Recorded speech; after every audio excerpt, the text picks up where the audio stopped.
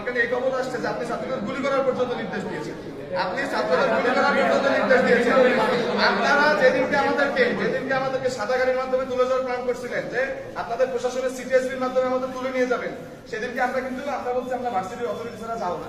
কারণ এই পুলিশ বাহিনী 16 বছর ধরে জনগণের থেকে গ্রহণযোগ্য ধারা, সেটা আপনি শিওর? আপনারা এখন ভয় পান রাস্তায় নামতে, লজ্জা লাগে আপনাদের যে আপনারা এই ড্রেস পরে রাস্তায় নামতে আপনাদের লজ্জা লাগে। তার চেয়ে বড় কথা হচ্ছে আপনারা ওই দিনকে এসএম কামাল কিছু আতিপাতি নেতা এদের সামনে আমাদের সাথে খারাপ ব্যবহার করছে, আপনারা প্রশাসনের কেউ কি প্রতিবাদ করছেন? প্রশাসনের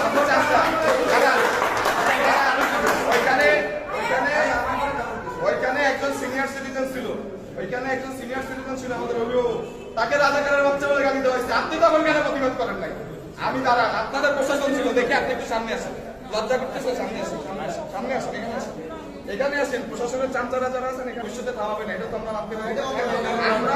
আমরা